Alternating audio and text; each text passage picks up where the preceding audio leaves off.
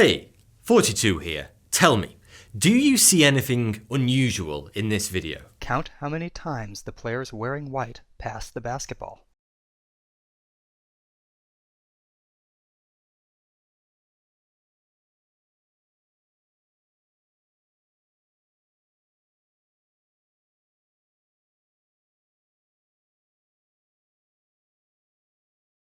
Obviously you see that there's a large gorilla-suited gent randomly beating his chest.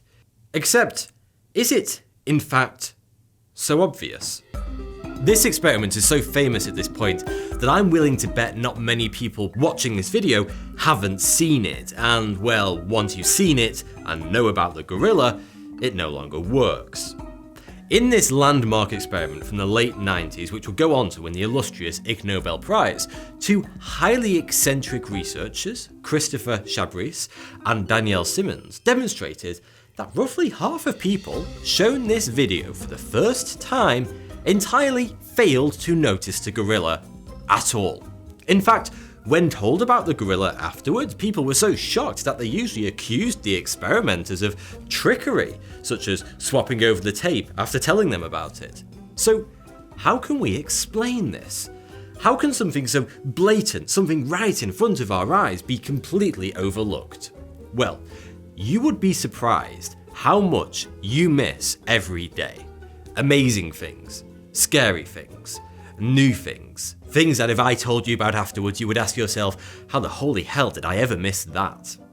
Well, I'm about to tell you why your brain is actively wired to want to miss the bleeding obvious, and how it's actually easier to completely miss totally bizarre happenings than to see them.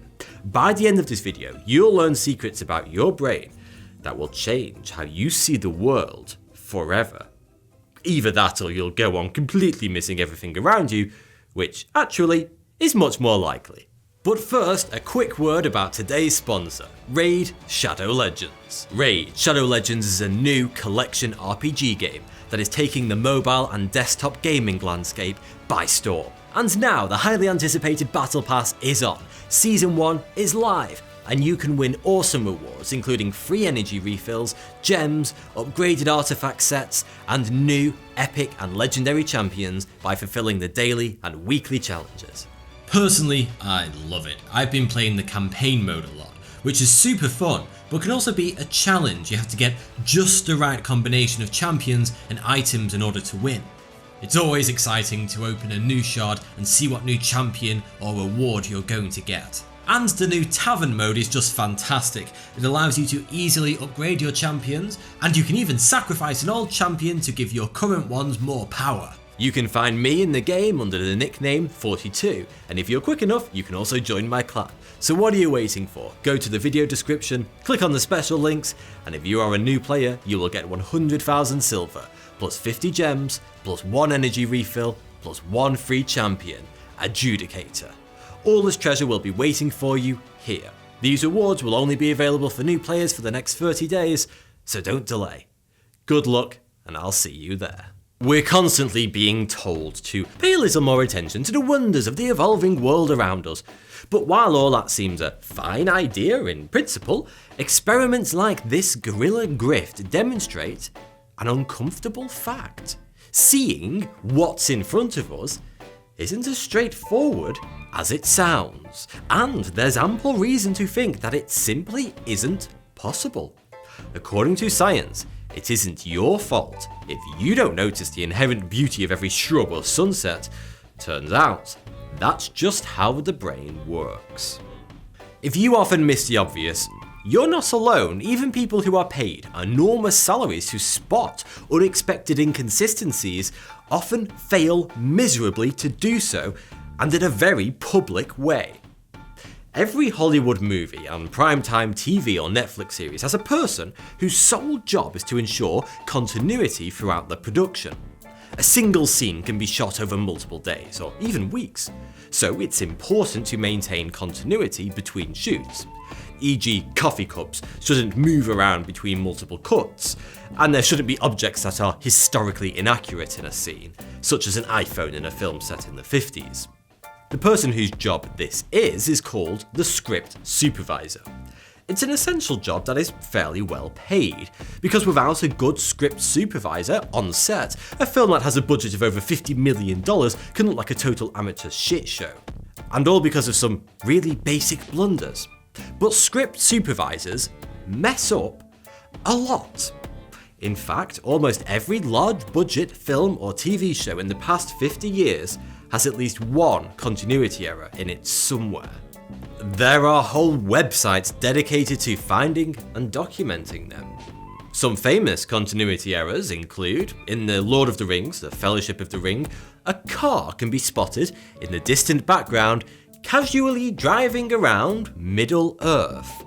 In Pulp Fiction, when Vincent and Jules miraculously dodge the bullets from the guy hiding behind the door, the bullet holes magically appear in the wall behind them before he actually shoots at them. I'm sure you know of the infamous Stormtrooper in Star Wars Episode 4 who hits his head. In The Wizard of Oz, Dorothy's hair repeatedly changes length between scenes. Such errors have colloquially come to be referred to as film flubs. And this is a small selection of thousands, but how could the script supervisors not notice these flubs? How could the large post-production teams not notice them in the editing suite? How could quality control not notice them during pre-screening sessions? Yet to the casual viewer, they can often jump out from the screen. To understand why you missed a gorilla, and why top film producers miss a Starbucks cup on the set of a medieval tavern, we need to look more closely at how our perceptions are formed. And what you'll discover will change how you perceive vision forever.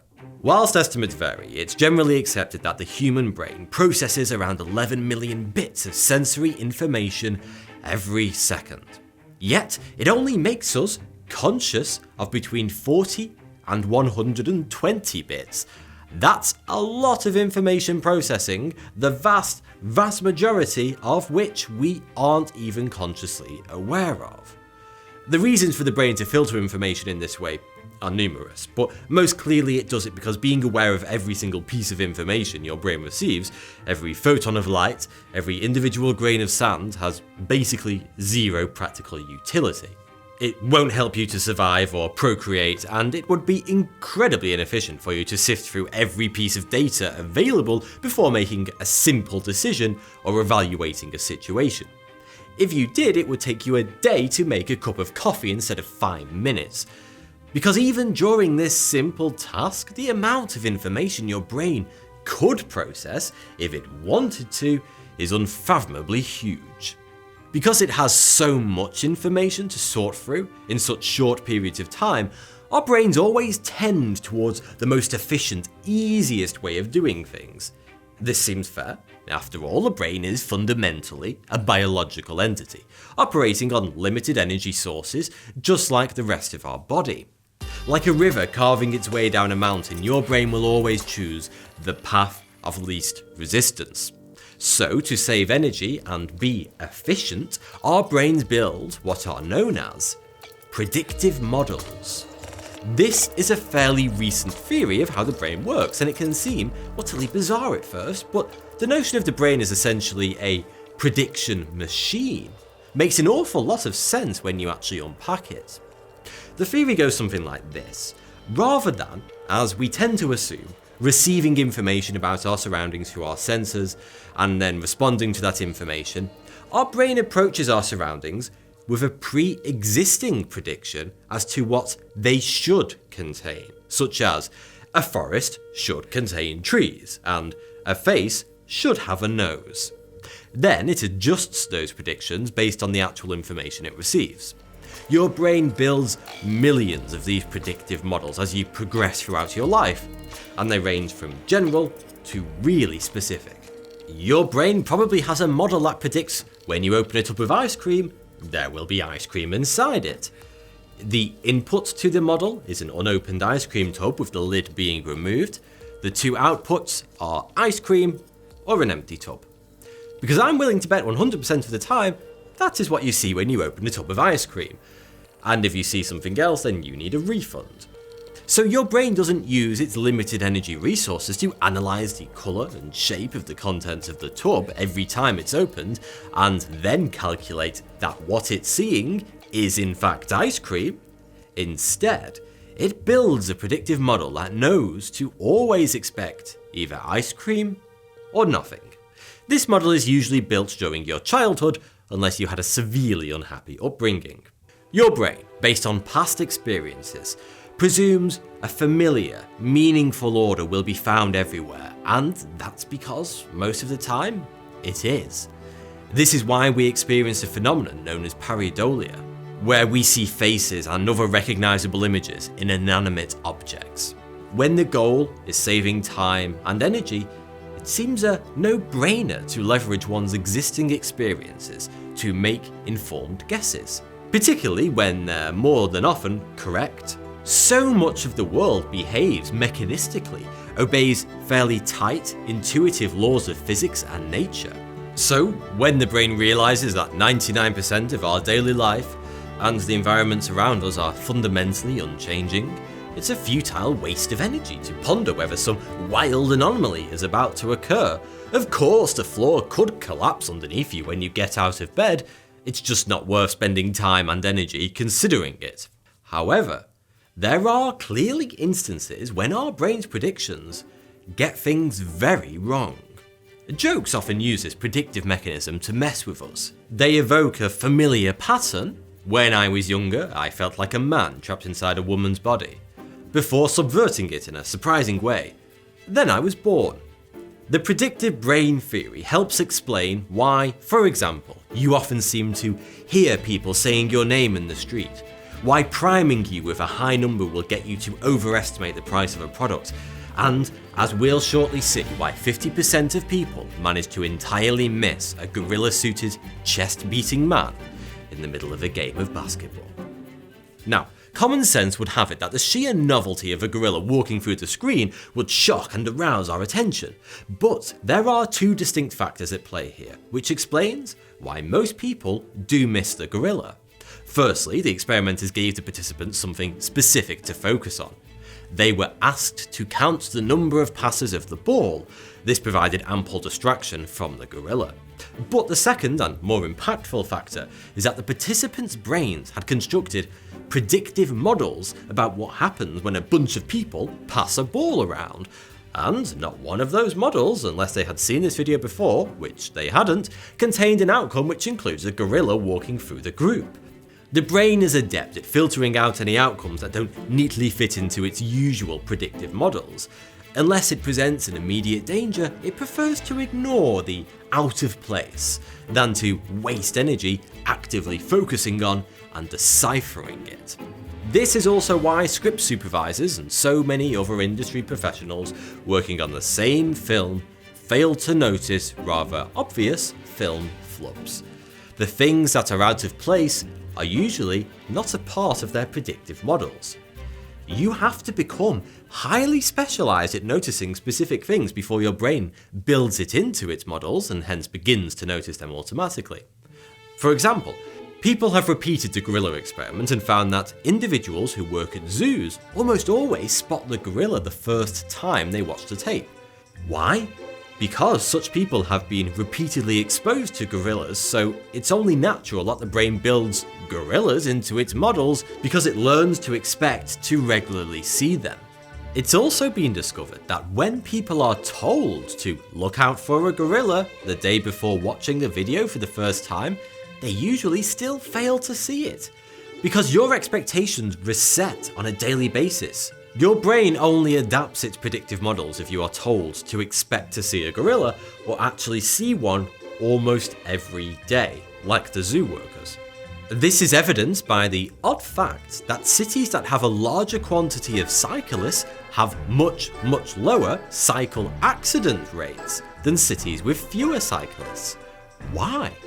Because drivers who live in those cities see bicycles so regularly, in large numbers, that their brains have firmly embedded them into their predictive models. And because they expect to see cyclists everywhere on the roads, they will, consequently, drive more carefully around them. Similarly, you only become aware of the fact that your brain uses these predictive models, on the rare instances, that they are wrong. Your brain has developed a model for how to walk up and down stairs. It is because of this model that you don't have to actively think about the exact force and fine motor control required to complete what is actually a rather complex set of movements. But when it goes wrong, suddenly your autopilot mode switches off. When you take a step and there is an unexpected gap or an object, you trip or stumble, and because this movement doesn't fit into your brain's predictive model for traversing stairs, your brain suddenly stops being lazy for a moment and snaps into active focus mode. And you shit yourself as that awful falling feeling surges through your body. You've probably noticed that after many months of driving, you start driving on autopilot. You no longer have to focus on changing gears and steering around corners. You just do it, subconsciously. You can drive for hours, over vast distances, and totally zone out. Until, bam, you have a crash. And because that wasn't a part of your usual predictive models for driving a vehicle, your brain wasn't expecting it to happen and was not actively searching for it. This is a part of the reason why braking distances are so much longer for a human behind the wheel than a computer. The predictive models your brain builds for activities such as prolonged driving are actually visible as physical structures on MRI scans. When neuroscientists first discovered them in the 90s, they named them DMNs, default mode networks. You have one foot tying your shoelaces, brushing your teeth, and riding a bike. And DMNs can be leveraged for some rather funny and unbelievable experiments. Daniel Simmons, one half of the team behind the original gorilla experiment, tested this out in another famous experiment in 1998. Strangers were asked for directions, but mid-conversation, people would walk in between them carrying a door, during which the experimenter, the one asking for directions, would be swapped out for a completely different person. Amazingly, it didn't matter if the person swapped out looked completely different. 50% of the time, people failed to notice that they were now talking to someone else. This phenomenon is called change blindness.